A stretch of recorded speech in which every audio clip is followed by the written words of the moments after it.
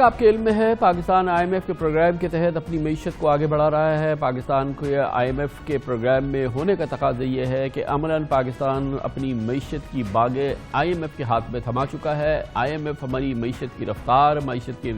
بیماریاں، معیشت کی بیماریوں کا علاج ہی تجویز کرتا ہے اور ہم انہیں ماننے کے پابند ہیں۔ آئی ایم ایف کے پروگرام کو شروع ہوئے اب تقریباً 4-5 مہینے ہو گئے ہیں۔ آئی ایم ایف نے ہر سہ ماہی اپنے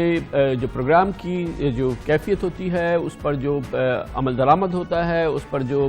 جائزہ ہوتا ہے وہ جاری کرتا ہے، جس سے پاکستان کے عام آدمی کو بھی اور انڈیپینڈنٹ لوگوں کو بھی اندازہ ہوتا ہے کہ ہماری معیشت کے حوالے سے آئی ایم ایف جیسا ادارہ کیا رائے قائم کر رہا ہے، اس کی سمت کس انداز سے آگے بڑھ رہی ہے۔ اس لحاظ سے ایک اچھی اور ایک کریڈیبل قسم کی رپورٹ کارڈ ہوتی ہے جو کہ ہمارے سامنے آتی ہے۔ آئی ایم ایف کے پہلے سہ ماہی کے نتیجے میں یہ بات سامنے آئی ہے کہ مجموعی طور پہ حالات میں بہتری ہے اور پاکستان آئی ایم ایف کے پروگرام کے حوالے سے ابتدائی طور پہ یقیناً پہلی سہ ماہی کے اندر اس کی رفتار میں بہتری ہوئی ہے۔ چند پازیٹیو چیزیں جو آئی ایم ایف نے جس کی نشاندہی کی ہے ان میں خاص طور پہ یہ ہے کہ پہلی سہ ماہی میں مالیاتی کارکردگی قدرے بہتر رہی ہے، خاص طور پہ جاری کھاتوں میں یعنی کہ کرنٹ اکاؤنٹ ڈیفیسٹ میں جو خسارہ کم ہو رہا ہے، آئی ایم ایف اس کی تعریف کر رہا ہے اور اس پر اپنے اعتماد کا اظہار کر رہا ہے۔ آئی ایم ایف کا خیال یہ ہے کہ مہنگائی کی شرح میں بھی اب استحکام آنا شروع ہو گیا ہے، جو کہ ایک اشارہ ہے کہ آئندہ چل کے اگر یہ مہنگائی کی شرح مزید کم ہوتی ہے تو پاکستان میں انٹرسٹ ریٹ کم کیے جا سکتے ہیں۔ آئی ایم ایف نے یہ بھی کہا ہے کہ روپے کی قدر میں استحکام آ رہا ہے، جو کہ یقیناً ہم دیکھ رہے ہیں، بلکہ روپے کی قدر پچھلے 3 مہینوں کے دوران تو بہتر ہوئی ہے۔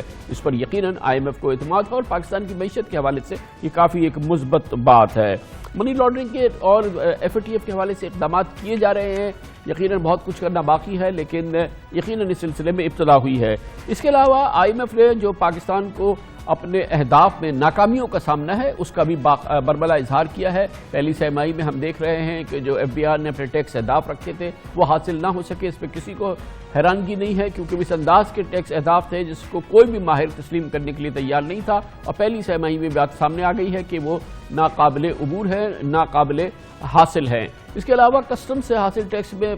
کمی ہو رہی ہے، پاور سیکٹرز کے واجبات نہیں حل ہو رہے ہیں، پاور سیکٹر کے حوالے سے آئی ایم ایف کو شدید تشویش ہے، اور ریفنڈز جو کہ ایکسپورٹس کے ریفنڈز جو ہیں وہ ادائیگی کا برملا اور بہترین اظہار نہیں ہو رہا ہے اور وہ نہیں ہو پا رہے،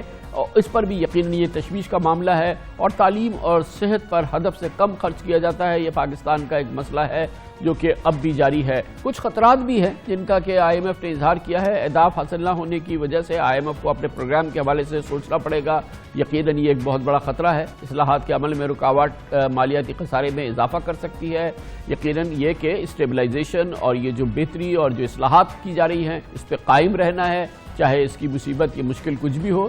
یہ بھی آئی ایم ایف نے کہا ہے کہ ایف اے ٹی ایف کو سنبھالنا ہے، کیونکہ اگر خدا نخواستہ پاکستان بلیک لسٹ ہو جاتا ہے تو بیرونی سرمایہ کاری کو دھچکا لگ سکتا ہے۔ ایف اے ٹی ایف کے اقدام سے معیشت سست ہو سکتی ہے اور یقیناً جس کی کہ ابھی ہم کیفیت دیکھ رہے ہیں، عالمی معیشت میں سست روی پاکستان کی معیشت کو نقصان پہنچا سکتی ہے کہ عالمی انداز سے آئی ایم ایف نے بات کی ہے، مگر اس کے ساتھ ساتھ جو سب سے اہم بات یہ ہے کہ آئندہ آنے والے مہینوں کے لیے اور آئندہ آنے والے سال کے لیے آئی ایم ایف نے حکومت کو بہت کڑے اہداف بھی دیے ہیں، اور یقیناً اگر اس پہ عمل ہوتا ہے تو پاکستان کی معیشت کے لیے بہت اچھی بات ہوگی۔ وہ یہ کہ آئی ایم ایف کے تعاون سے ایف اے ٹی ایف کے تمام شرائط پر عمل درآمد 2020 تک جون تک مکمل کر لیا جائے، یہ ایف اے ٹی ایف کی بھی شرط ہے۔ یہ آئی ایم ایف نے بھی کہا ہے کہ آپ اس پہ بھرپور انداز سے کام کریں، گویا کہ اس کے لیے آئندہ 6 ماہ بہت امپورٹنٹ ہوں گے۔ اس کے علاوہ سرکولر ڈیٹ کے حوالے سے آئی ایم ایف نے ایک بار پھر یاد دہانی کرائی ہے کہ 2023 تک آپ کو سرکولر ڈیٹ ختم کرنا ہے، جو کہ اب ایک اندازے کے مطابق 1.5 ارب روپے سے زائد کا ہو چکا ہے۔ اس کے علاوہ آئی ایم ایف نے یہ بھی کہا ہے کہ آپ کا پرائیویٹائزیشن کا پروگرام بہت سست روی کا شکار ہے، اس پہ فوری طور پہ تیزی لائیں اور جون 2020 تک یعنی آئندہ 6 مہینے تک 2 LNG پاور پلانٹ جس کا اظہار کیا تھا کہ آپ ان کو پرائیویٹائز کرنا چاہتے ہیں، اب اگلے 6 ماہ میں ان کو پرائیویٹائز کر دیں۔ قومی کارپوریشنز میں جو ایک تباہی کی صورتحال ہے جو کہ سالانہ تقریباً 1000 ارب روپے پاکستان کے خزانے سے کھا جاتی ہے، اس پر بھی کوئی ڈیولپمنٹ نہیں ہو رہی ہے۔ آئی ایم ایف نے کہا کہ فوری طور پہ پاکستان اسٹیل اور پی آئی اے کی ایک کریڈیبل آڈٹ رپورٹ پیش کی جائے، ان دونوں اداروں کی کم از کم آپ آڈٹ کرا کے تو ہمیں پیش کریں، اور اس کے لیے بھی آئی ایم ایف نے چند مہینے دیے ہیں سرکاری اداروں کے لیے کہ وہ بہتری ہو، ان میں نئی قانون سازی کی جائے اور یہ 2020 تک کر لی جائے۔ اس کے لیے آپ کو اگلے 9 مہینے دیے گئے ہیں۔ نیپرا کا ترمیمی قانون پاور سیکٹر میں اس کے لیے بہت شدید ضرورت ہے، وہ بھی हुकूमत जो है वो फौरी तौर पे करे और रीफंड जो फंस रहे हैं एक्सपोर्टर्स के वो जल्द अज जल्द अदा किए जाएं और इस सिलसिले में फौरी तौर पे इक़दाम किए जाएं और semi autonomous semi independent tax authority का क़याम भी अमल में लाया जाए। टैक्स अथॉरिटी जो है विफाक और सूबों के बाबाए मसाइल को भी हल करे।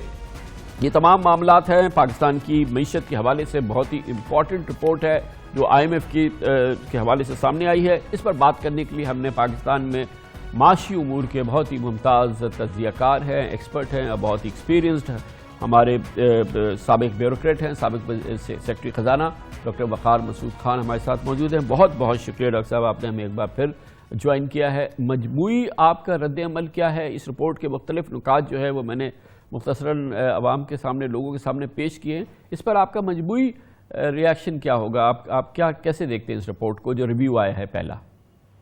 बहुत शुक्रिया कामरान साहब। जैसा आपने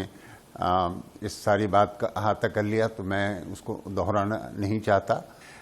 हम यकीनन इत्मीनान का इजहार कर सकते हैं इस बात के ऊपर कि मईशत के अंदर इस्तेहकाम पैदा हो गया। हमारे रिजर्व्स गिर रहे थे, न सिर्फ ये कि वो गिरने का अमल रुक गया बल्कि अब उनके अंदर जो है इजाफा हो रहा है। आपका करंट अकाउंट भी जो है आपके काबू के अंदर है। आपका एक्सचेंज रेट भी जो है किसी हद तक मुस्तहकम है, बल्कि उसमें कुछ बेहतरी भी हो रही है। पहला रिव्यू आपने तकरीबन उसके जितने भी अहदाफ थे न सिर्फ उनको हासिल कर लिया बल्कि एक तरह से इम्तियाजी नंबरों से उनको हासिल किया है। लेकिन हमारे सामने इस तस्वीर के सिवा जो दूसरी लौट जाती है उधर को भी नज़र क्या कीजिए कि मिसदाक जब हम देखते हैं कि मईशत में जो पैदावारी अमल है, मईशत में जो कीमतों का सिलसिला है, मईशत के अंदर रोज़गार के जो मसाइल हैं और गुर्बत से मुताल्लिक जो भी असरात होते हैं, तो आपको बहुत इस पे तशवीश होती है। आपने देखा कि जुलाई से अक्टूबर तक लार्ज स्केल मैन्युफैक्चरिंग 6.5% डाउन है, ऑन टॉप ऑफ जो पिछले साल 3.5%, 3.65%। फिर हम देख रहे हैं कि बड़े अहम तरीन जो मईशत के इस्तेमाल की चीज़ें होती हैं, मिसाल के तौर पर एनर्जी, इलेक्ट्रिसिटी के अंदर कोई ग्रोथ नहीं है और पेट्रोलियम के कंजम्पशन के अंदर तकरीबन 18% की, तकरीबन 24% पिछले साल हुआ था, अब मज़ीद जो है 18% की उसमें कमी है। फिर हम देख रहे हैं कि आयरन एंड स्टील की प्रोडक्शन जो है वो डाउन है, इंपोर्ट्स भी डाउन हैं, इसी तरीके से ऑटोमोबाइल है। अच्छा, और ये सब के सब मिरर इमेज है कि आपने बड़ी खुशी का भी इजहार करते हैं कि जनाब हमने जो है बागें खींच ली और इंपोर्ट्स को कम कर दिया, लेकिन साथ ही मतलब आप शायद ये रियलाइजेशन नहीं है कि ये इन इंपोर्ट्स पे तो मईशत चलती है, सारी इंडस्ट्री चलती है, लार्ज स्केल मैन्युफैक्चरिंग चलता है और ये लंबे नागे कर रहे हैं, ये लोगों को फारिग कर रहे हैं। लेकिन तो डॉक्टर इस हवाले से ये जो आपने बहुत ही कलीदी मसाइल बताए, इसमें तो कोई शक ही नहीं है। इसमें कल एक और नंबर आया, बैंकों के क्रेडिट ऑफ टेक बहुत तेज़ी से कम हुआ है, लोग बैंकों से कर्जा नहीं ले रहे। इसका मतलब ये है कि सरमायाकारी और कोई इसमें ग्रोथ नहीं आ रही। कहा यह जाता है कि इसकी कलीदी वजह जो है कि हमारे यहाँ शरह सूद बहुत ज़्यादा है, ये डिस्काउंट रेट जो है वो बहुत ज़्यादा है और इसमें किसी किस्म की तमाम जो अवामिल जिनका कि आपने जिक्र किया वो बेहतरी आ ही नहीं सकती जब तक कि ये इंटरेस्ट रेट सही नहीं होता। और ये हमारे हाथ पांव बंधे हुए हैं क्योंकि IMF के प्रोग्राम के जो खदोखाल हैं उसमें फ़िलहाल इसकी गुंजाइश नहीं है। कितना बड़ा रोल है इन तमाम मामलात में ये डिस्काउंट रेट का, ये जो हमारे शरह सूद इस वक्त 13.25% है? हाँ, बहुत कलीदी किरदार है और आपको मालूम है माजी में मैं आपके ही प्रोग्राम के अंदर तवातुर से जब से ये हुआ है तब से गुजारिशें करता चला आ रहा हूँ और IMF के प्रोग्राम के अंदर कुछ नहीं लिखा हुआ कि इंटरेस्ट रेट क्या होना चाहिए।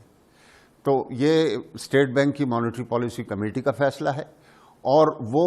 मैं और आप किस एक तरफ देख रहे हैं, वो शायद किसी और तरफ देख रहे हैं और उनका मतमा नज़र जो है ये नाम नहाद हॉट मनी है जिसको वो समझ रहे हैं कि इसके ज़रिए से हम अपने ज़र मुबादला के ज़खायर को बढ़ाएंगे और यूं मतलब जो है मुल्क के अंदर जो करंट अकाउंट के मसाइल थे इस तरीके से हल करेंगे। यानी कि ये स्टेट बैंक का अपना ज़ाती फ़ेल है